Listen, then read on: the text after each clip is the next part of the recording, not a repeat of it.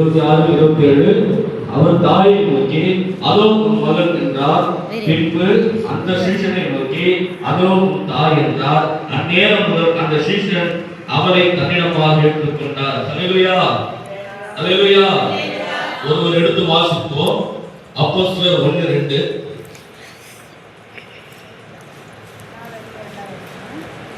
நான் இன்னைக்கு சொல்ல போற வார்த்தை பார்த்தீங்கன்னா 3வது வார்த்தை. அதோ உன் தாய், இதோ மகன்.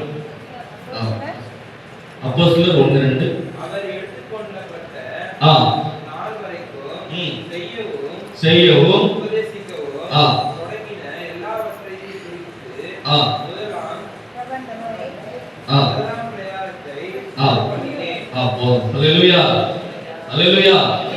ஆங்கிலத்துல ஒரு வார்த்தை சொல்வாங்க, it is easy to preach but difficult to do. Hallelujah. It is easy to preach but difficult to do அப்படின்னு சொல்வாங்க. அப்படின்னா என்ன அர்த்தம்னா, சொல்வது சுலபம், செய்வது கடினம். அல்லேலூயா. சொல்றது ஈஸி, அதை செய்யணும்னா ரொம்ப கஷ்டம் சொல்லுவாங்க. ஆனா இயேசுப்பா பாத்தீங்கன்னா எதை சொன்னாரோ, அப்போஸ்தலர்ல வாசித்தோம், எதை சொன்னாரோ அதெல்லாம் ஆண்டவர் என்ன பண்ணாரு, செய்தாரு. அல்லேலூயா. உலக மனிதர்களாகிய மனிதர்கள் நம்ம என்ன பண்ணுவோம், சில நேரத்துல சொல்லுவோம், ஏதோ ஒன்று செய்வோம். அல்லேலூயா. சொல்றது நம்ம என்ன பண்ண மாட்டோம், செய்ய மாட்டோம். அரசியல்வாதிகளுக்கு வாக்கெல்லாம் கொடுக்குறாங்க ஓட்டுக்காக, ஆனா சில பேர் அதை நிறைவேற்ற மாட்டாங்க. ஆனா இயேசுப்பா அப்படி இல்லை, எதை சொன்னாரோ அதை செஞ்சாரு. அல்லேலூயா, அல்லேலூயா. என்ன அப்படி சொன்னாருன்னா, உன் தகப்பனையும் தாய் என்ன பண்ணு, கனம் பண்ணுன்னு சொன்னாரு. என்ன சொன்னாரு, தகப்பனையும் தாயை கனம் பண்ணணும், அப்பா அம்மாவை எப்படி மதிக்கணும்னு பைபிள்ல பாத்தீங்கன்னா அநேக வசனங்கள் தான் இருக்குது, எழுதப்பட்டிருக்கிறது. அல்லேலூயா. அப்ப மத்தவங்களுக்கு எதை செய்ய சொன்னாரோ அதை இயேசுப்பா என்ன பண்ணாரு, செஞ்சாரு. எதை மத்தவங்களை செய்யப்படி பிரசங்கம் பண்ணாரோ அதை என்ன பண்ணாரு, செஞ்சாரு. அதனால இயேசுப்பா எப்பவுமே நமக்கு யாரு, அவர் ரோல் மாடல். அல்லேலூயா. அவர் இயேசுப்பா நமக்கு முன்னுதாரணம். அல்லேலூயா. இயேசுப்பா எத்தனையோ விஷயங்கள் என்ன பண்ணிருக்கிறாரு, பைபிள்ல செய்ய சொல்லி நமக்கு சொல்லி இருக்கிறாரு. அதுல ஒரு விஷயம் தான் என்னது, உன் தகப்பனையும் உன் தாயும் கனம் பண்ணுவாயாக. அல்லேலூயா.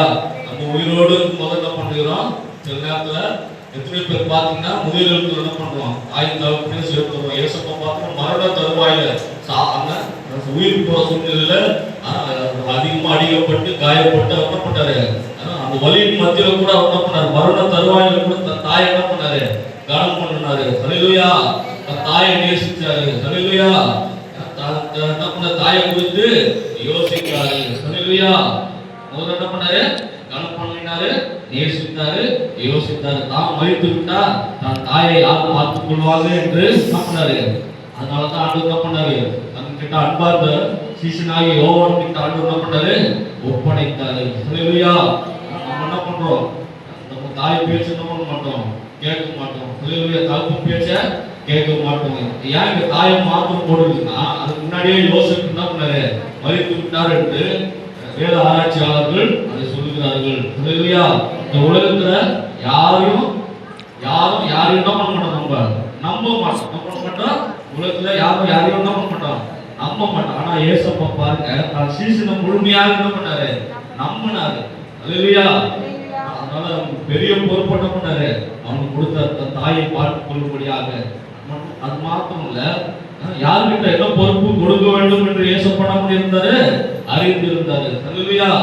தன் கூட பிறந்த சகோதரர்கள் எத்தனையோ பேர் இருந்தாங்க, சீஷர்கள் இருந்தாங்க. ஆனாலும் இயேசுப்பா என்ன பண்ணாரு, நான் கிட்ட அன்பா இருந்த